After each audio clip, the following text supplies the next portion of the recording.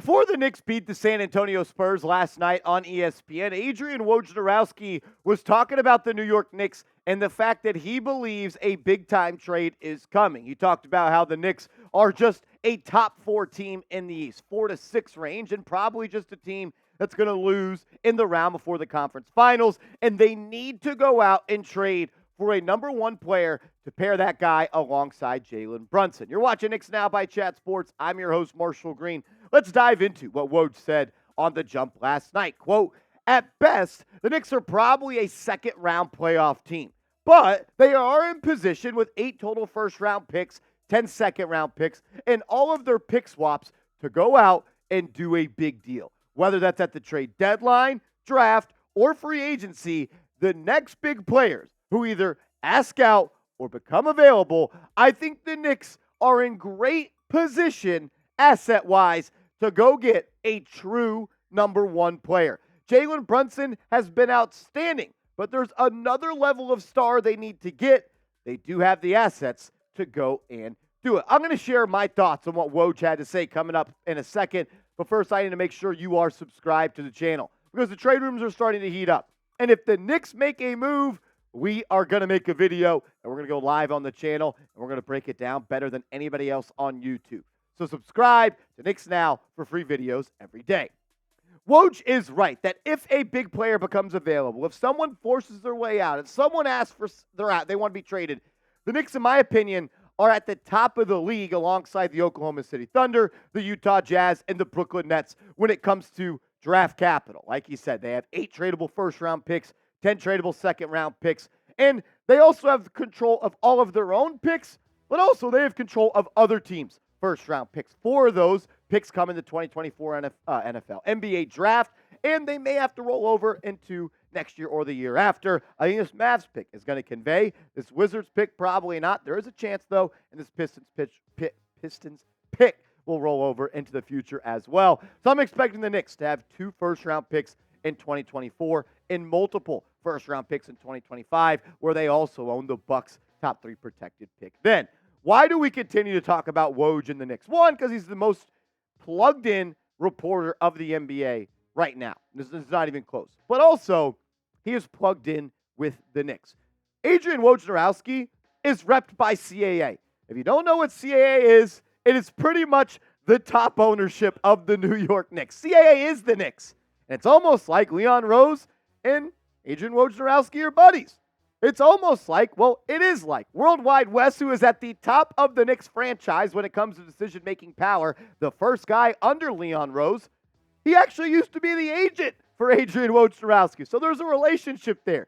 And if you don't think that Worldwide Wes and Leon Rose are telling Woj what they're going to do so Woj can go on ESPN, tell us what they're going to do, I would just say you're wrong and naive.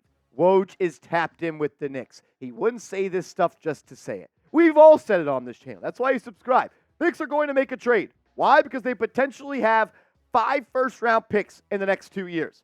They don't have 5 roster spots for those players. They have to be moved, and the clock is ticking when the expiration date is approaching with those picks. So I want to ask you this question.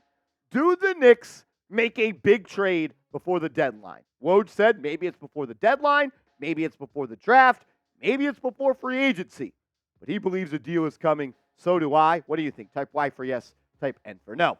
Coming up next, I've got 5 players. Well, I'll give you a bonus. We'll go 6 players that I think the Knicks are closely monitoring and guys that I think could potentially be on the move before the deadline or the offseason approaches. Well, you may know some of these names, but I got a couple of sneaky ones, though, so stay in the loop and keep watching this show. But first, I got to tell you about our proud sponsor of today's show, and that is Prize Picks. I want to give a huge shout out to Prize Picks last night because I ran with a 4-player lineup, put $20 in, and now I have $200 in my account. Play daily fantasy and do it with Prize Picks, the #1 daily fantasy app in North America. It's prizepicks.com/CLNS. And if you use the promo code CLNS, when you put $100 into your account, when you deposit for the first time, they'll match it and they'll give you $100 as well. How easy is it? All you do is you create a lineup of 2 to 6 players and you just tap more or less on what you think their stat total is going to be. I love that you can mix NBA and NFL picks into one lineup. But I'm getting ready for Sunday's games here, and I think Dak Prescott is going to have less passing yards than what he's supposed to, according to Prize Picks. I think Lamar Jackson gets in the end zone twice. I think Jonathan Taylor is going to be dancing in the paint as well. These are my picks for Sunday. You can use them, you can fade them, or you can use your own picks. Just do it and play Prize Picks with the best in the biz. It's prizepicks.com/CLNS. It makes watching games a whole lot fun, and there's nothing like winning money when you're just using your sports knowledge to your advantage. Coming up right now, the top Knicks trade targets. Yes, there's going to be some names that we've talked about on this channel. Why? Because those are the guys that the Knicks are monitoring. We've heard from the top guys in the league that they're monitoring Joel Embiid, that they're monitoring Donovan Mitchell. So let's break it down. I think the number one trade target for the Knicks right now is Joel Embiid. There was a story that came out a couple of weeks ago via the Philadelphia Inquirer that the Knicks were ready to offer a massive deal for Embiid that involved Julius Randle and R.J. Barrett as well as Mitchell Robinson. I also think that what P.J. Tucker said after he was traded from the 76ers to the Clippers was interesting. He said, of course Joel Embiid hears about the New York Knicks rumors. Of course he does. I have heard that at the top of Leon Rose's list, it is Joel Embiid. And I think that if you can get Embiid to New York, it would be awesome. But the thing is, the 76ers look like the best team in the Eastern Conference to start this season. They did just beat the Boston Celtics. And if they continue to win games, Embiid's not going to force his way out. So you can't put all your eyes just on Embiid. So another guy that I think that they are going to target, which they've been targeting for over 15 months now, is Donovan Mitchell. Why? Because Donovan Mitchell does not want to be a Cleveland Cavalier. He does not want to stay in Cleveland. He will be a free agent after next season, and he will have an opportunity to sign with the team he wants. Look, the Donovan Mitchell and New York Knicks trade rumors will continue to live on until Donovan Mitchell puts them to bed, which he has not. He actually keeps on just pouring gasoline on the fire. Why? He could have signed a contract extension for the same amount of money that he's going to get later with the Cavs to stay right there in Cleveland right now. He didn't do it prior to the season, and there's a lot of buzz coming out of Cleveland, and he does not want to stay there for the foreseeable future. Another name I think that everyone should continue to monitor is Zach LaVine. I know you're already saying, but Marshall, you say he didn't want to come here. One, that's not true. The report was that his agency, Rich Paul of Clutch Sports, does not want him to play for the Knicks. Why? Because there's beef between Clutch Sports and CAA. But I'll tell you this much. Rich Paul, if you cared about your client, would you rather him play in a dumpster fire in Chicago or go play in the Mecca where everybody watches, everybody cares, and you could have your client make more money, which in return puts more money in your pocket? I understand the Clutch Sports and CAA beef.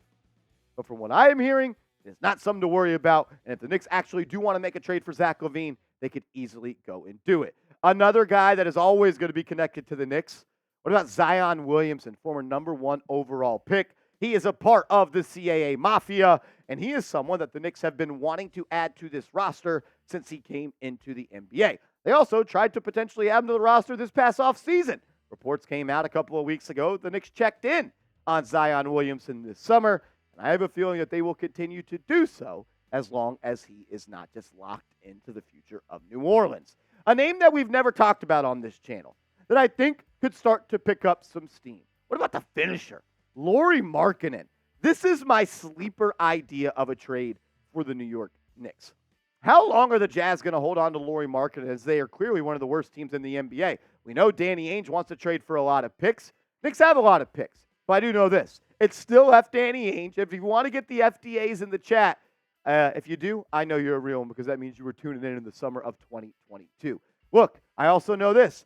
Danny Ainge loves Quentin Grimes. And if Grimes is only going to play 18 minutes on this team and he's going to average less minutes than Dante DiVincenzo, what about a trade package of maybe Julius Randle, Quentin Grimes, maybe a pick or two?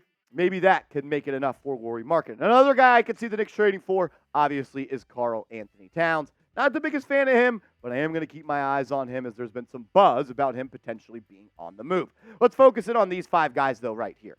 Who do you want to be the guy the New York Knicks trade for? Obviously, Joel Embiid is the best player on the screen, but I don't just want that to be the sole reason why you vote for him. Factor in the price and what it would cost for the New York Knicks to trade for one of these guys. Type JE for Joel Embiid, DM for Donovan Mitchell, ZL for Zach LaVine, ZW for Williamson, or LM for Lauri Markkanen. I'm curious what you guys got to say, and I'll be down in the comment section reading. I will say this again. I believe that Leon Rose's master plan is to form a big three with Jalen Brunson, Donovan Mitchell, and Joel Embiid. If you trade for Donovan Mitchell, the only way it's going to work is if you get a better player than Donovan Mitchell on your team. If your two and third option are Donovan Mitchell and Jalen Brunson, yes, you can win a championship. But if they're your 1 and 2 option, I think your ceiling lowers a little bit. But if you can get a guy better than Mitchell, better than Brunson, Joel Embiid, I think you could win maybe a couple of championships in New York. I think this is Leon Rose's pipe dream. But hey, we're going to continue to stay and keep you guys in the loop on everything New York Knicks. So if you're looking for free videos every day on the Knicks, subscribe to the channel right now.